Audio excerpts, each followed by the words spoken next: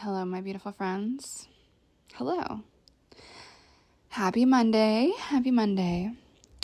So, welcome to the Secrets of a Witch podcast with me, Sabrina Scott, where I talk about everything from life, love, healing, to spirituality, witchcraft, tarot, magic. Did I say that? And everything in between. And today's topic is probably going to piss off a lot of people. And you know what? I batted this idea back and forth in my head for a little bit before recording this. And I just decided to go for it. Even though I'm sure some of you guys are going to be like, oh my God, I don't agree. Or just be like, oh my God, I hate you now. I think you're crazy. Or whatever. But I do think this is an important topic, and I really don't believe in stifling myself. I really believe in sharing my truth, sharing my ideas, and oftentimes my ideas are a little bit unconventional, or I come at things in a different direction, I would say, than most people. And so sometimes that means that not everyone is down for the Sabrina vibe party time. But you know what? I don't know, whatever. So if you guys hate me by the end of this episode, that's cool. I've just decided that life is too short to not say what I have to say because, people are going to be grumpy. That is absolutely not a me problem. That is a whoever is grumpy problem. And so here we go. Today's topic, politics. And the reason for that is today we have the mayoral election in my beautiful home city of Toronto. I've lived here for 18 years, and the dude who was the mayor for a long fucking time, he stepped down because he cheated on his wife with a staffer. Fucking scandalous. And I think he did the right thing by stepping down because that was a really unethical thing to do. But anywho, that means that just a few months after he was elected for the millionth time, now we've got this totally new election happening with a ton of people running, and there is no clear winner. There's someone who ran a bazillion years ago who was a pretty well-known left-wing in Canada anyway, politician, and so she has a pretty good chance, I would say, but you never know. Everyone thought she was a shoo-in back in 2014 or something, but she lost to somebody, and that was a shock to everyone because the polls kept saying she would be a shoo-in. So you never really know. I don't think it's a foregone conclusion that she's gonna win. I think it's almost anyone's race right now. I would say it's between 4 or 5 different candidates. And I really do think if you live in Toronto, if you're listening to this, you should absolutely vote today. So please do it. It takes literally 10 minutes, in and out, easy breezy. But the candidate that I am voting for, I was really not sure if I should post about it on Instagram because most of my audience is on the left. Most of my audience is American. So one thing I want to say too is that the left and the right in the States and the left and the right in Canada is two very different things, two totally different countries, two completely different sets of ways of running things and health systems and social support systems and just totally different situations. I've spent half my life in both countries, so I guess nearly. Now it's a little bit more here back in Canada. But everything is pretty different. But those of y'all who have been on my journey for the last 10 years, I've been a public human in some way for 10 years now, which is crazy. But those of y'all who have been following me, you will know that I used to be on the super far left. I used to be a total hippie type of activist-y person, one of those social justice people. And so as I've gotten older, as I've read a lot more, as I've learned more things, as I've incorporated more global perspectives into my thinking and less perspectives that are only North American in their understanding of things, my politics have really shifted. And another thing that shifted my politics was, and by the way, like, my disclaimer is I'm not going to proselytize or like try to convince anyone over to how I believe. I'm just kind of talking about political shifts in this episode. So if you're already rolling your eyes, like, just like stick with me here. But over the pandemic, I lived across from this gorgeous park that basically became a tent city. Like, it became a homeless encampment. And I remember when I talked about this back in 2020, when I moved at the height of the pandemic just to get away from it, I got a lot of flack. And I had some students leave. I had some people who were big fans of me, like, publicly denounce me.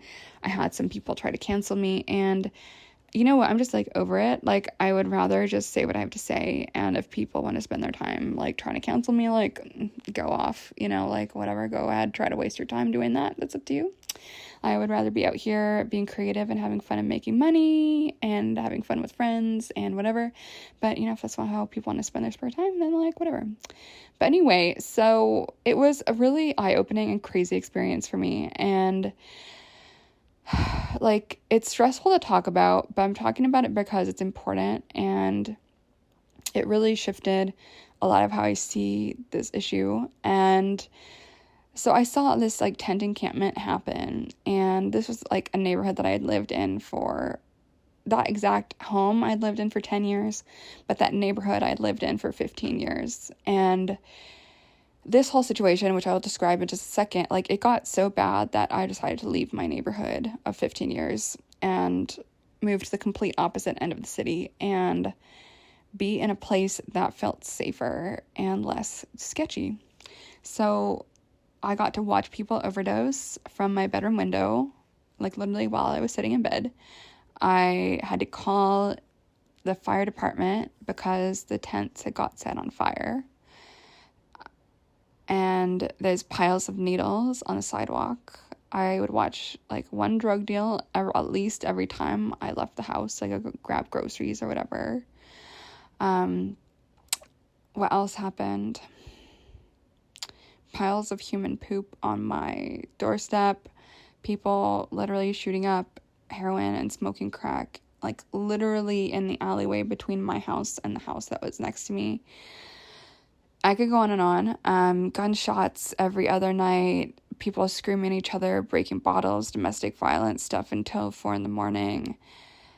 It was insane. And I got chased down the street in the middle of broad daylight by crackheads.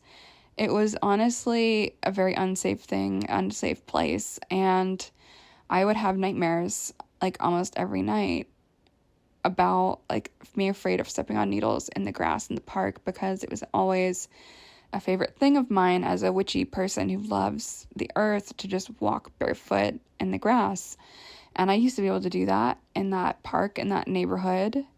But over time, it just got worse and worse and worse. And it got even worse during the pandemic. And suddenly just like I had to like make a move. And so I left that neighborhood. So I'm not in that neighborhood anymore. And that was a really sad thing for me, like to have to leave my favorite neighborhood at the time in the city. I think my vibe has changed a little bit as I've gotten older and as the city has changed a bit.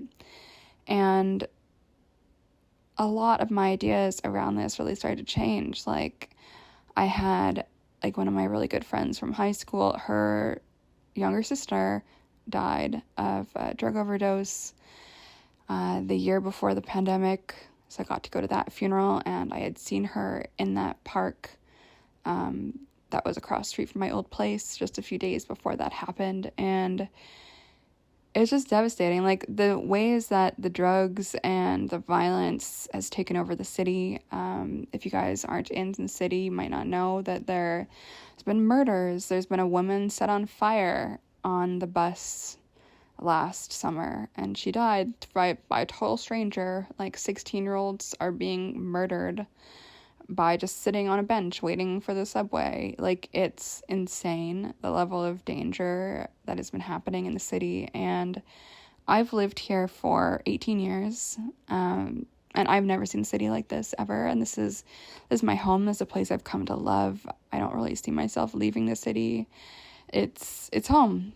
like it's near and dear to me, and it really pains me to see this place that I love become like literally a hellscape, like shithole hellscape. And my neighborhood now is like pretty safe, I would say. There's like the occasional sketchy thing, sketchy human, but I would say generally speaking it's like not that bad. And that's how I like it. I like to feel safe. But it's like what I can't just like live my whole life in this neighborhood. So it's like I do go downtown. I do go to my old neighborhood. Like I do go to like various places in the city that do have a higher proportion of sketchy ass situations happening. And I just became really disillusioned with what I saw, the left that I used to love so much and that I used to find so much belonging in.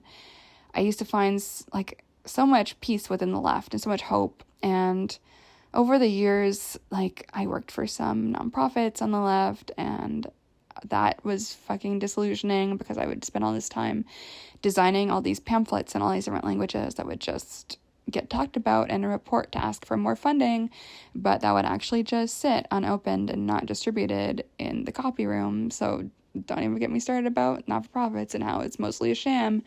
But anyway, I got to see what the left was doing during the pandemic around all of this stuff, and like protesting the removal of encampments, and then once they would get arrested, like raising money for lawyers and bail or whatever. And it's just like, what the fuck? Like, it just really made me lose respect for the left, the way they were dealing with this, like fucking adolescent children lashing out against their parents. Like, it just seemed like this reenactment of like childishness where the government and the police and rules and whatever is a stand-in for their parents or whoever they're grumpy at, like whatever authority, and then they just get to basically be adult children screaming and stomping their feet and like, brandishing their fists. And it just was very juvenile to me, and I just didn't see the point. Like, that's not helping anybody. Like, if they want to claim that they want to help these people who are homeless, like, I'm pretty sure like raising money for your grown-ass housed person lawyer fees is like a fucking waste of everyone's time and money. That really didn't need to be a suck of resources in the first place. And I just find the whole thing very fucking childish. And I really started to see the left from a really different perspective, because then I saw all these people basically saying we support our neighbors in tents, and it's like, y'all don't fucking live here. Like, all these people coming from their cushy neighborhoods being supportive of the people in the tents, but it's like, you don't actually live next to the tent. And so I just saw this romanticism and this fantasy and this disillusionment. Well, I became disillusioned, to be honest. They were fucking hopeful and insane. And I just saw all of this, and then I saw posters for anti-eviction yoga that looked like it was a spoof, but it was not a spoof. It was real. And so, yes, yoga amongst the crack pipes and drug needles, and as a show of solidarity. And it was like honestly the most delusional thing I've ever heard of in my life. And it just showed to me how out of touch people were with what is actually going to make a difference. And like, I just started reading a lot more about a lot of this stuff, thinking a lot more about it, reflecting a lot more about it. I had a lot more life experiences just dealing with this shit up close and personal, and seeing the different approaches, from the left, from the right here in Canada. And my fucking politics changed, my friends. And this is really dangerous for me to say, because a lot of my audience is on the left, and a lot of my audience comes from people who are activisty, like more radical leftists. And, so it's very dangerous for me to even say this out loud, to claim that this is my truth, this is my belief, this is my politics at the moment. And because I've gained more information, I gained more information, I gained more life experiences, and my perspective shifted. And, I just decided I'm going to be honest about this out in public and just say it, even though I'm a business, not just like a personal page. So I guess I am kind of both, because I don't really want to feel like I need to keep my mouth shut about what I believe in order to gain people's acceptance. And if I have to keep my mouth shut in order for people to accept me, then like maybe they're not the people for me, And so I've decided to be like a little bit more out and loud and proud about my politics, and identifying as a conservative in the Canadian spectrum of politics, And again, I don't really know where I would fit in the American spectrum of politics. So, like, relax, my fellow American friends. The Canadian political system is very different, but that up here, that is where I align myself. And the person I'm voting for mayor, I only learned his name because I did a voting quiz, like, to figure out, like, literally just went in blind, like, knowing nothing about really most of the candidates, and filled it out with my heart. And he was the number one choice in terms of what I actually think about all these things. So I'll be voting for him. His name is Anthony Furey. But even aside from that, like, you know, vote for whoever you want. But I've decided that I don't want to live a life where I have to be afraid of talking about who I am. You know, like, I'm queer, I am disabled, I am all these things, and I'm also a conservative, and everyone just needs to fucking relax about it. And I'm interested in being friends with people from all across the spectrum. I'm interested in working with clients from all across the spectrum. I'm interested in working with students from all across the spectrum. And I'm okay with that. And I think I'm just at a point in my life where I really value people of differing opinions, and I really value people who are willing to read books by people they don't agree with, and read books by people who they've never heard of, and read books and just, like, fucking think thoughts. And I think one of my issues with the left, as I have spent way too much time experiencing in it, is, like, they really are about these, like, thought crimes. It's like, you can't even think this, you can't even read a book by that person, you can't even, you know, then you're automatically evil. And, like, I've even heard it from people here. It's like, when they hear who I'm voting for, it's like, oh, so you're a bad person. Oh, so you're evil. And it's like, and then these people go ahead to, like, completely misunderstand and, like, have no idea about, like, what the person I'm voting for actually stands for. And it's just very interesting. And, like, obviously there can be ignorance on all sides. Like, I'm not on the far, far right end of the spectrum. Like, I believe in abortion. I believe in queer and trans rights. Like, you know, which I shouldn't even have to say. But there's so many misconceptions about what the right is. And people just think it's this big blob of the same craziness. But just like the left, it's a spectrum. Everything is a spectrum. And what I wish is that people were okay with assuming that there are intelligent people on different sides of the equation. And one of the things that's really bothered me is just this idea that, like, oh, if you're on the right, then you must be a dumbass, or you must be evil, or you must be an asshole, or you must be a bigot, or you must be racist, or you must be sexist, or you must be this, or you must be that. And to be honest with you, I've encountered a lot more of those bullshitteries within the left than I have with the right, at least the Canadian version of the right. And again, I'm, like, not on the far right. Like, I'm not a Andrew Tate type of person. I'm not a Donald Trump type of person. Like, I'm not going to get into all of the nitty-gritties of everything, because it doesn't really matter. Like, my point here is just that what I really hope for everyone is that we're open to new perspectives, that we're open to reading books by people we think that we probably will disagree with, and to be open to shifting our mind once we're given more information, once we think more thoughts, once we experience more life, you know, and once we incorporate more globalized perspectives into our thinking, once we are actually willing to see things from various people's perspectives. I think that's really, really important. And so it's like, sometimes when people hear some of the books that I've read or that I'm reading, like, someone slid into my DMs the other day, like, people were asking me about, like, oh, you're a capitalist. I'm like, damn straight, I'm a capitalist. And someone was like, well, what about this? What about that? Like, you know, basically trying to, like, you know, find me in a quagmire. And they're like, oh, well, what are your sources? Blah, blah, blah, blah. And it's like I basically told this person, like, well, you know, like, a lot of people on the right have written about your exact concerns about capitalism. Like, I really encourage you to go read some of those books, or just, like, to do a little bit more actual academic, thorough research on what various conservative thinkers, contemporary and in the past, have said about capitalism, its positives, its negatives, how to cope with the negatives, etc., etc. And this person was like, oh yeah, tell me all your resources. And I was just like, no. Like, first of all, that's not my job. Second of all, it's not my job. Third of all, pay me to do that for you if that's what you want, as a personalized syllabus to your exact confusion. Like, fourth of all, like, basically what I said was, I trust that you're an intelligent person and can figure that out for yourself, you know? And I think people really should be willing to read differing perspectives. And I just think it's important, you guys. Because I think some people on the left, if they actually stopped and thought about it, and at least here in Canada, we're kind of a different system than the States. In the States, there's like 2 parties, but up here, there's like a bazillion parties.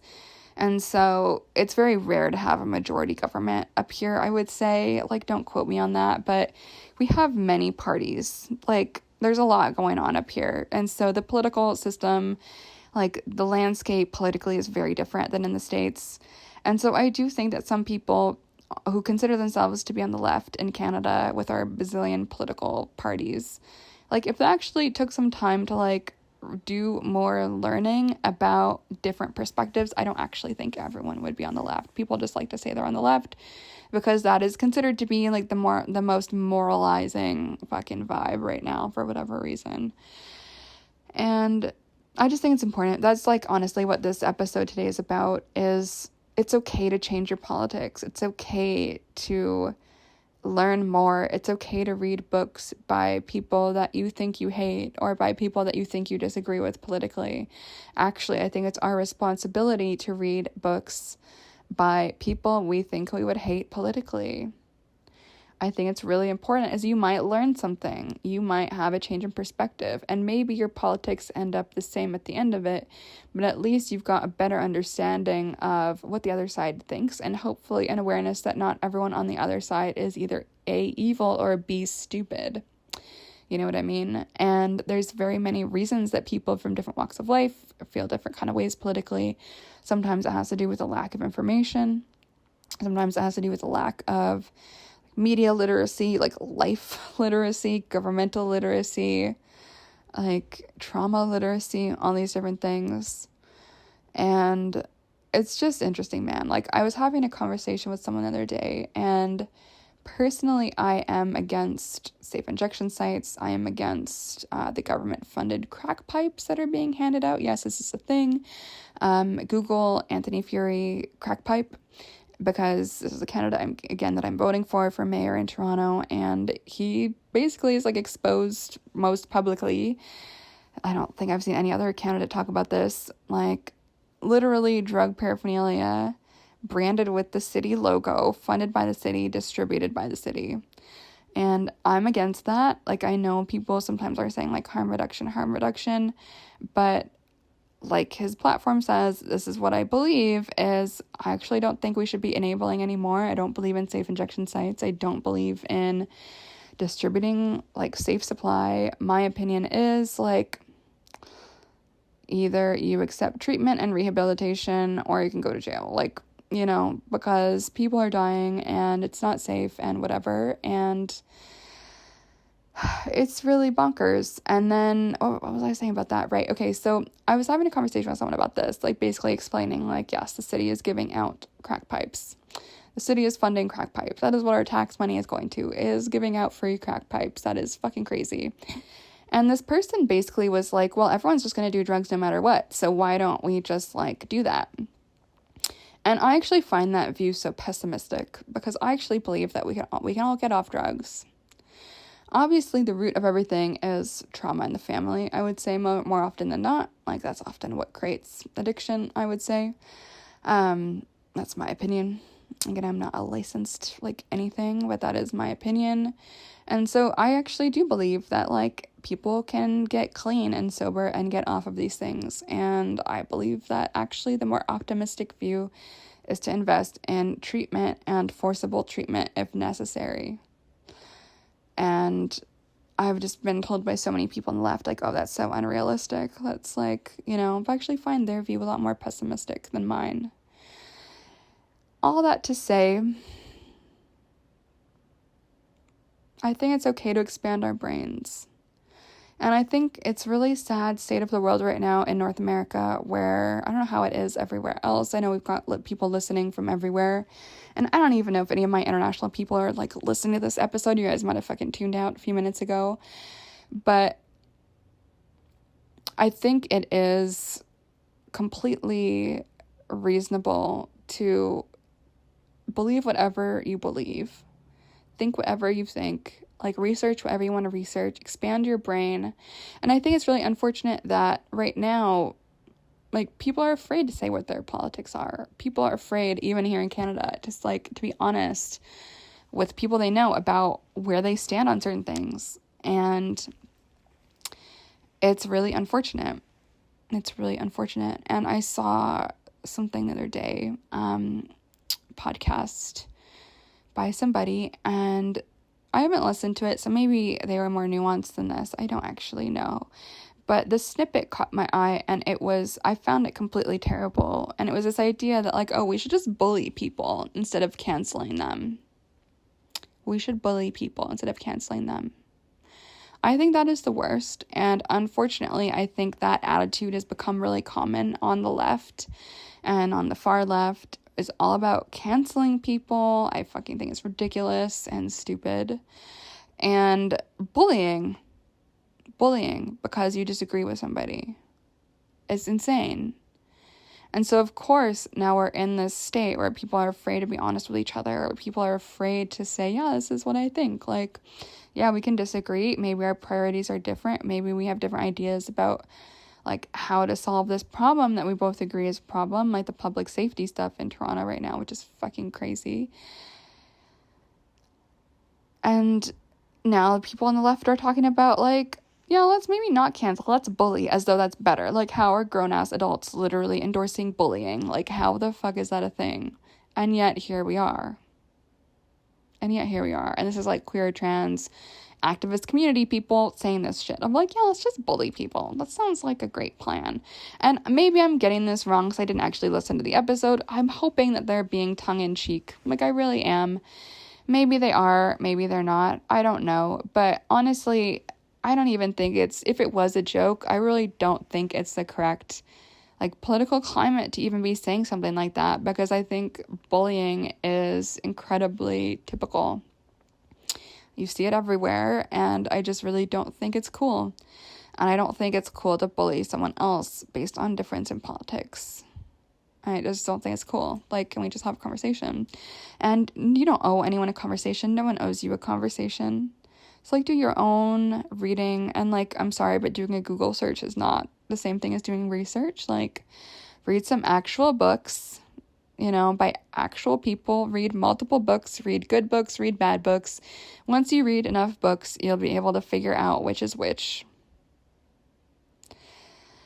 And have the courage to form your own opinions about things. I think that's really, really important. I think we see a lot of groupthink, like right now, a lot of tribalism, especially with the far left and the far right. But people become, like, really violent and cruel towards people on different sides of the spectrum. And I just really find that so unfortunate and really immature. And I just hope we can all just fucking be different about it.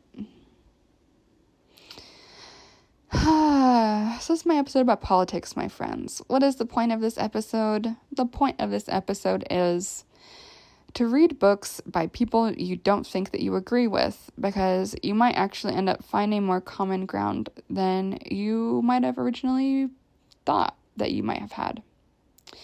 And I think oftentimes people completely misrepresent the opposite political perspective. So, for instance, one example of this, so, like, the candidate I'm voting for wants to remove bike lanes from major streets to side streets. And yet, whenever I talk to a leftist person about this candidate, or literally anyone that's not their favorite candidate, the person literally will say, oh, but they want to get rid of bike lanes. And it's like, no, they don't. They just want to change where they are, so it's actually safer for everybody. And I'm a cyclist. Like, I love my bicycle. It's all good. Like, I definitely ride my bike less now since I'm older and feeling less invincible than I did when I was younger. But this is an example, right, where it's like people just argue these talking points and what they heard was true. They don't actually take the time to read the platforms, go actually fucking reading the stuff, and, like, hear what is actually the stance, right? It's like all these assumptions, all these putting words in people's mouths, all these, like, demonizing, and just take that time. Like, whether it's an election anytime near you, no matter what country you live, no matter what your political stripe, like, I just challenge you to read stuff by people that you would assume that you think is crazy. I think it's a really good skill building exercise. Empathy, compassion, understanding, being able to put yourself in someone else's shoes, being able to maybe even change your perspective or like edit it slightly. You know, if you learn something new, the new information can change what we believe or what we think is accurate. And I think that is a good process. It's good to always be learning. And I don't think it's a good idea to just be so entrenched in our ways that we're not open to change. Over my life, I've voted literally for every single party here in Canada. I've voted for I've voted for like every party. So the main parties here in Canada, for anyone who is not from Canada, so you guys know, there is the NDP, which stands for the New Democratic Party, which is the most popular left-leaning party. There's the Green Party. There's the Liberal Party, which is like the center. So Trudeau is a liberal, for anyone who doesn't know.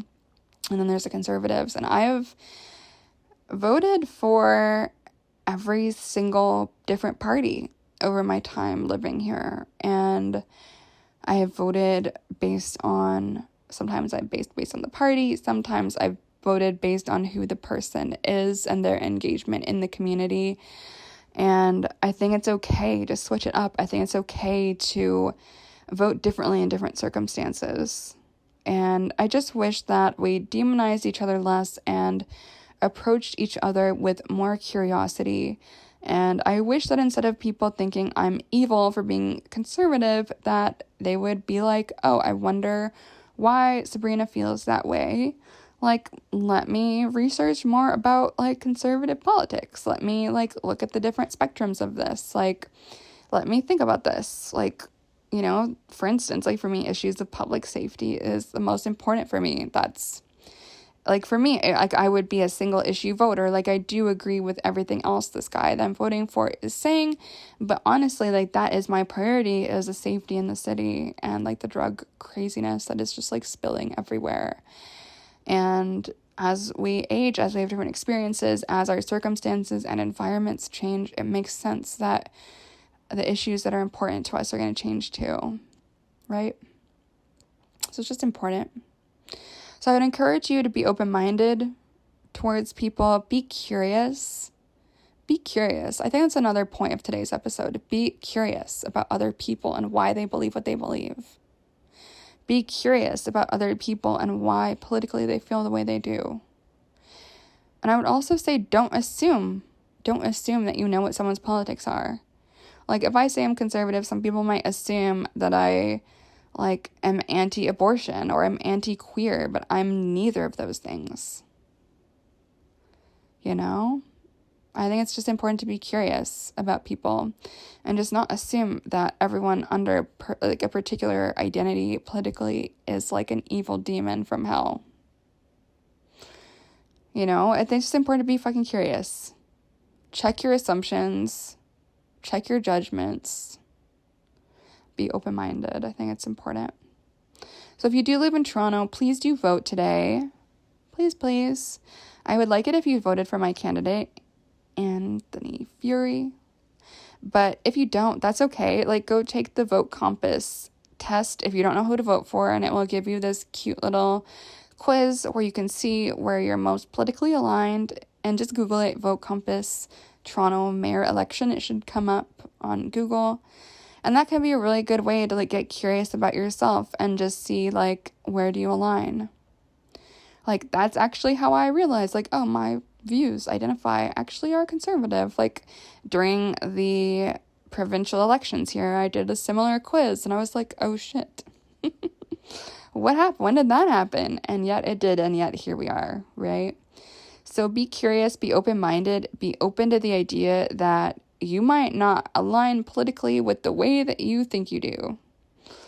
Because sometimes people misunderstand labels, and sometimes people just misunderstand, you know, what they actually believe and what that would be considered, or what party is really working for that particular issue. So be open-minded. Please vote. I think democracy is important, the best that we can do. And there's a lot of countries in the world that don't have democracy. So I think it is really important that whenever we get an opportunity to vote, that we do it, even if it's a little bit inconvenient. Like, honestly, every time I voted here in Toronto, it was like easy peasy. It takes like 10 minutes. So I don't know how it's like where y'all live, but I just think it's a responsibility as a citizen, as a person who lives somewhere. I think it's our responsibility to pay attention to the political system, to participate. I just think it's really, really crucial. Get curious. Don't be mad at your people who live where you live, who feel differently than you. It's like the most pointless waste of time. Instead, get curious about other people. Get curious about the world. Get curious about yourself. And be open to the idea that you might change. And also other people might change. And that's okay. That's okay. Curiosity is the name of the game. So if I was going to give you guys homework, sometimes I give my one-on-one clients homework. So if I was going to give you guys a homework, it would be to read some books by people whose opinions that you assume that you would think are psychotic or wrong or just like bad. Read a book by someone like that. You know, whether it's conservative or if you're conservative, maybe read something by a crazy left-leaning person. Like, just challenge yourself to read books by people that are outside of your normal echo chamber. Because you might actually fucking learn something. Even if your politics stay the same, I just think it's really important to always be exposing ourselves to new ideas and just allowing ourselves to do those thought experiments and to think whatever thoughts that, you know, we might think of like, oh, this is thought crimes. It's like, no, just think about it. Think about it. Vibe out, figure it out, and dare to allow your brain to experiment with what your political feelings are. I think it's so important. This might be the longest episode that I've done, so if you guys actually listen to this whole thing, thank you for doing so. I've always been a really politically engaged person, way back when, you know, my politics, like I said, I've changed over time. I've changed over time. I hope we all change over time. I just think it's important. I know a lot of you guys might not give a shit about politics, but it does matter, and I do think being an engaged person in the world, paying attention to what's going on in the world, is a really cool punk rock thing to do. So I'm just going to say that. Okay, friends, so if you're in Toronto, please vote. Do the thing. If you're not sure how to do that, Google it. It will tell you. Basically, just like bring your shit to wherever is closest to where you live. It'll be on the Toronto City website situation. You'll be able to find it. Just go vote. It will take 2 seconds. And that's it for now, my friends. If you want to say hello on Instagram, my Instagram is Sabrina M. Scott. My website is sabrinamscott.com. Of course, I do have the tarot vibe check for this week. Yay! On YouTube, youtube.com/Sabrina Scott. Just click live and it will be the most recent video as of right now. So just go watch that. It's like an hour. It will give you the whole vibes for the whole week. The vibes are pretty good, so you're going to want to know how to work with that this week if you know what's good for you, my friends. And of course, you can pick up a cute hoodie or t-shirt at shopsabrinamscott.com. And yes, that's it. If you would like to sign on for any coaching or have any questions about any of my courses, you can email me at ceo@sabrinamscott.com, and I look forward to hearing from you. Thank you so much for listening. I know sometimes my opinions are a little bit out there for some people, and I know you guys are like, Sabrina, just talk about witchcraft, but what the fuck is more manifestation-y and magical than like a bunch of people like directing their energy towards an intention, like through a vote, and then manifesting a reality? Like, that is literally a magical political spell if I've ever fucking heard one. So just like fucking try that on for size, my friends. Okay, that's it for now. I'm done. Talk to you guys tomorrow. Bye.